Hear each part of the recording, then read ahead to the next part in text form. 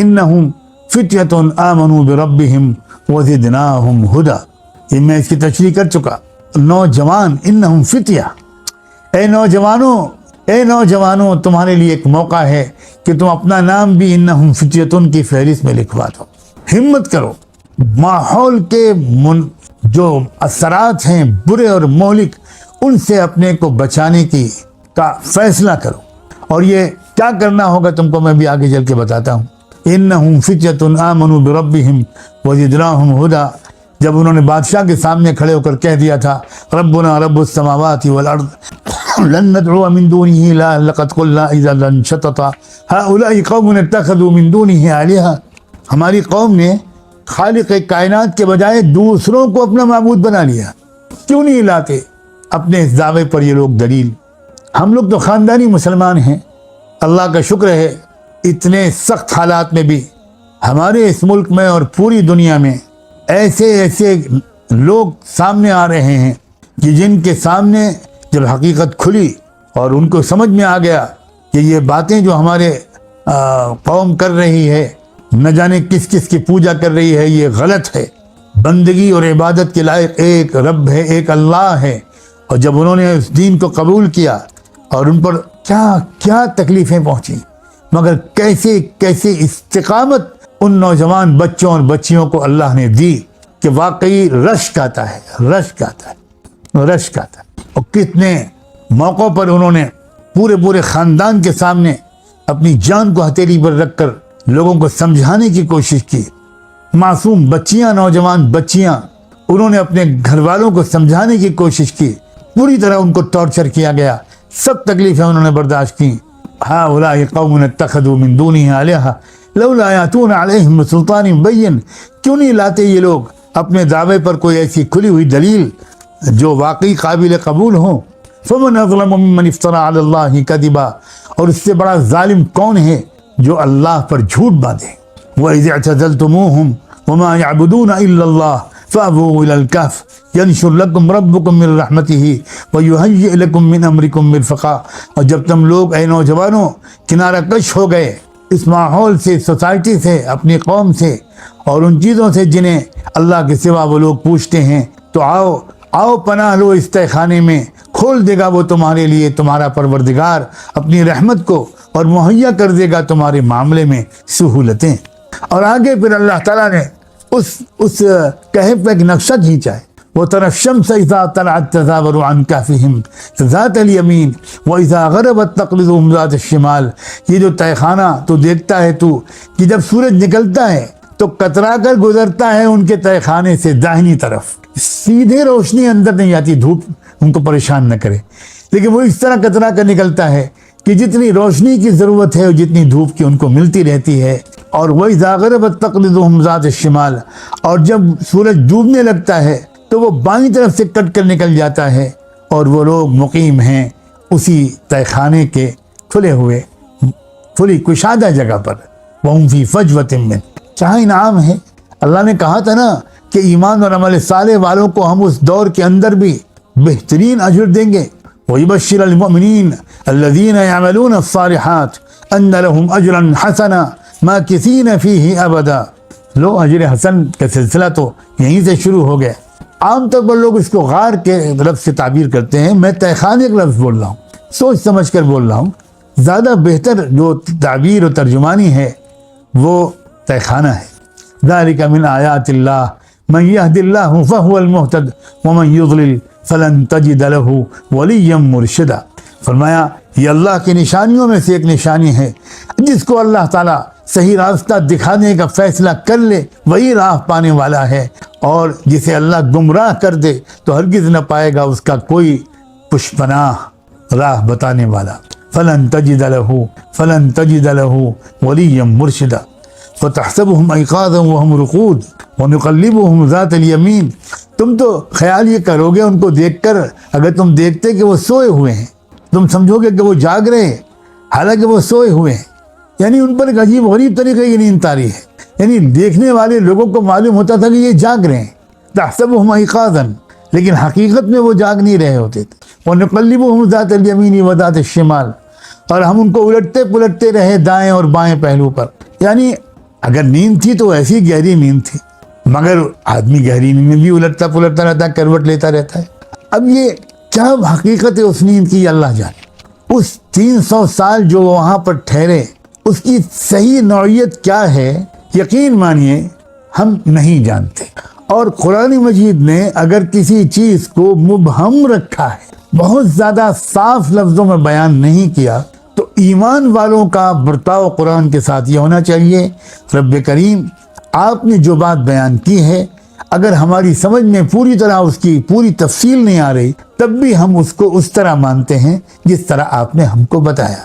اللہ تعالیٰ نے قرآن مجید میں اور بھی چیزیں بتائی ہیں۔ ایک نبی تھے حضرت عزیر، قرآن نے ان کا تذکرہ کیا ہے۔ ان کو ذہن میں ایک بار ایک سوال پیدا ہوا کہ اللہ، موت کے بعد دوبارہ زندگی کی نوعیت کیا ہوگی، کیسے آپ زندہ کریں گے؟ تو اللہ نے فَمَاتَهُ اللَّهُ مِئَةَ عَامٍ ثُمَّ بَعَثَهُ، لو انہی کو موت دے دی اور 100 سال تک وہ اسی موت کی حالت میں رہے، اور اس کے بعد اللہ نے ان کو زندہ کر دیا۔ اب دیکھو، فَانظُرْ إِلَى الْحِمَارِ، جو کھانا تم 100 سال پہلے وہ لے کر تھے اپنے سفر میں، وہ کھانا بھی موجود ہے، لم يتسنى۔ تو یہ اللہ تعالیٰ کر سکتے ہیں، بالکل کر سکتے ہیں۔ روز مرہ ہر ایک کے ساتھ اللہ تعالیٰ اس طرح کے غیر معمولی قسم کے واقعات نہیں کرتے، مگر نہ کرنا الگ بات ہے اور نہ کر سکنا الگ بات ہے۔ وَنُقَلِّبُهُمْ ذَاتَ الْيَمِينِ وَذَاتَ الشِّمَالِ وَكَلْبُهُمْ بَاسِطٌ ذِرَاعَيْهِ بِالْوَصِيدِ لَوِ اطَّلَعْتَ عَلَيْهِمْ لَوَلَّيْتَ مِنْهُمْ فِرَارًا وَلَمُلِئْتَ مِنْهُمْ رُعْبًا۔ قرآن نے بیان کر دیا کہ ان کا کتا بھی دونوں ہاتھوں کو پھیلائے ہوئے وہ اس تہخانے کے در پر پڑا ہوا تھا۔ کیا عرض کروں میں کیسے جذبات پیدا ہوتے ہیں ایک کتے کا تذکرہ سن کر۔ کیوں گیا تھا وہ کتا ساتھ میں، پیچھے پیچھے گیا تھا، یا وہ خود اپنی حفاظت کے خیال سے ان کو لے کر گئے تھے، اللہ بہتر جانے۔ قرآن اتنا بتاتا ہے کہ وہ کتا چوکھٹ پر پڑا رہا۔ کتنا اپنا مالک کا وفادار ہوتا ہے کتا۔ اللہ تعالی ہم لوگوں کو ان جانوروں سے بھی سیکھنے کی توفیق دے دے۔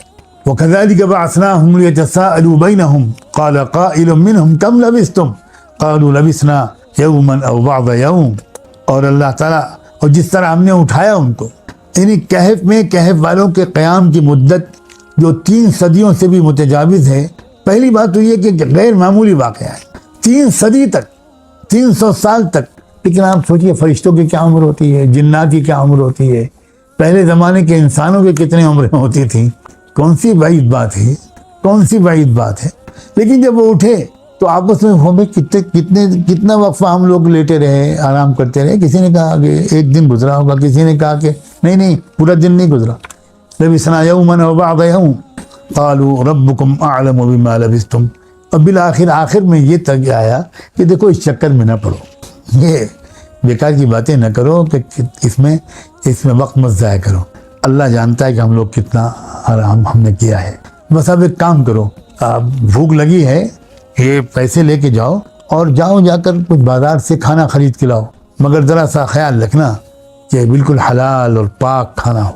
ایوہ ازکا طعاما، تو اس کا بھی خیال رکھنا، جو جس کو بھیجا جا رہا ہے اس کو سمجھایا جا رہا ہے کہ بہت پاک صاف والا کھانا لانا، حلال کھانا لانا۔ یاتکم رزق منہ ولیتلطف، اور بڑی احتیاط سے سمجھداری کے ساتھ جانا۔ ولا یشعرن بکم احدا، کوئی تم کو دیکھ نہ لے، کوئی تم کو سے واقف نہ ہو جائے۔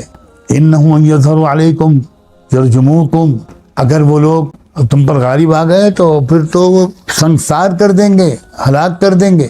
اور یا یعیدوکم فی ملتہم، یا تمہاری گھر واپسی کرا دیں گے، واپس کرا لیں گے وہ تم کو اپنے دھرم میں۔ ولن تفلحوا اذا ابدا، اور اس صورت میں تم کبھی بھی کامیاب نہیں ہوگے۔ اب دیکھیے، ایک طرف ہے ان کا یقین، ایمان، پکا توکل اللہ کی ذات پر، اور ایک طرف یہ کہ جب وہ جا رہے ہیں باہر تو حفاظت کے ضروری اسباب اور تدبیریں بھی اختیار کرنے کی۔ یہی بات میں نے پہلے بھی عرض کر چکا ہوں کئی دن پہلے، یہی حسن ہے اسلام کا کہ دونوں چیزیں ساتھ ساتھ چلتی ہیں، یقین بھی اور بقدر ضرورت حفاظت کے اسباب کو، تدبیروں کو اختیار کرنا بھی۔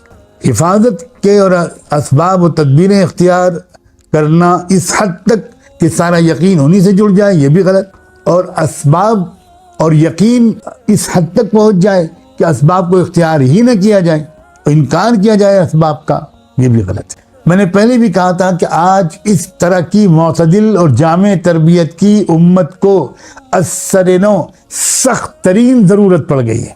میں بہت پریشان ہوں یہ سوچ سوچ کر کہ یا اللہ ایسی تربیت امت کو کیسے دی جائے، کیونکہ میں برابر دیکھ رہا ہوں کہ اگر ایمان و یقین پر زور دو تو اسباب اور تدبیریں اس سے بالکل ایک دم غفلت ہونے لگتی ہے، اور اسباب اور تدبیروں پر زور دو تو ایمان و یا اعمال صالحہ کی طرف سے توجہ ہٹ جاتی ہے۔ ہمیں ضرورت ہے اب اس وقت خاص طور پر ایک ایسی نسل کی جو ایمانی اور احسانی تربیت بھی پائے ہوئے ہو، جس کا ذکر، جس کی توکل، جس کا اللہ سے تعلق اور بھروسہ، جس کی دعا اور نمازیں، رکوع اور سجدے قابل رشک ہوں، اور ساتھ ساتھ اسباب کو اختیار کرنا اپنی انفرادی ضروریات کے لیے بھی اور ملت کی اجتماعی جان، مال، عزت و آبرو اور ایمان اور اسلامی آئیڈینٹی کی حفاظت کے لیے اسباب بھی اختیار کیے جائیں، مگر یقین اسباب پر نہ ہو۔ پھر میں تذکرہ کروں گا حضرت مولانا الیاس رحمۃ اللہ علیہ کا، کیونکہ میں بعض پہلوؤں سے یہ محسوس کرتا ہوں کہ بڑی گہری سمجھ ان کو اللہ تعالیٰ نے دین کی عطا فرمائی تھی۔ وہ کہا کرتے تھے کہ دیکھو، محنت تو تم اس طرح کیا کرو جیسے کوئی لولا، لنگڑا، اندھا، گونگا، بہرا، معذور اور اپاہج انسان کرے۔ نہیں، میں غلط کیا گیا۔ محنت اس طرح کیا کرو جیسے وہ شخص کرتا ہے جس کا کسی غیبی نظام پر، کسی خدا پر، کسی اللہ پر یقین نہیں ہوتا۔ ایسی سخت محنت کرو، جس چیز کے لیے محنت کرو ایسی محنت کرو، لیکن اس محنت کرنے کے بعد، اس کوشش کے کرنے کے بعد، وہ تدبیر اختیار کرنے کے بعد پھر دعا اس طرح کیا کرو، اللہ سے مانگا کرو جس طرح ایک ایسا شخص مانگتا ہے جو لولا ہے، لنگڑا ہے، معذور ہے، اپاہج ہے، گونگا اور بہرا ہے، کچھ نہیں کر سکتا۔ وہ کس طرح دعا مانگے گا؟ وہ کیسی بیچارگی کا اظہار کرے گا اللہ کے سامنے کہ اللہ آپ دیکھ رہے ہیں میں تو کچھ کر ہی نہیں سکتا، جو کچھ کریں گے وہ آپ ہی کریں گے، میں تو کچھ نہیں کر سکتا۔ تو اپنی محنت کی اس طرح نفی کرو اور اللہ کی قدرت سے اس طرح بھیک مانگو۔ ان دونوں کے مرکب سے جو مزاج بنتا ہے وہ ہے اصل میں مزاج محمدی، مزاج اسلامی۔ اس وقت اس مزاج کو سیکھنے کی بہت سخت ضرورت ہے۔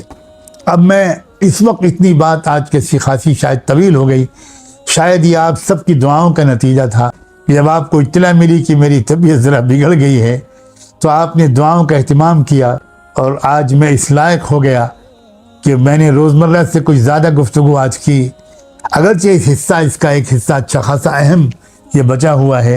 آپ اللہ کرے میں کل اس کو تفصیل سے بیان کر سکوں کہ آخر اس دور میں ماحول اور سوسائٹی کی خرابی سے بچنے کے لیے اصحاب کہف کے طرز عمل کی نقل ہم کیسے اتاریں، کیسے اپنے آپ کو محفوظ ماحولوں میں رکھیں، کون سے ہیں وہ محفوظ ماحول، کیا چاہتا ہے ہم سے قرآن یہ واقعہ بیان کر کے، اور فتنہ دجال سے حفاظت کے لیے ہم کو کیا تدبیر بتاتا ہے یہ اصحاب کہف کا تجربہ اور قصہ۔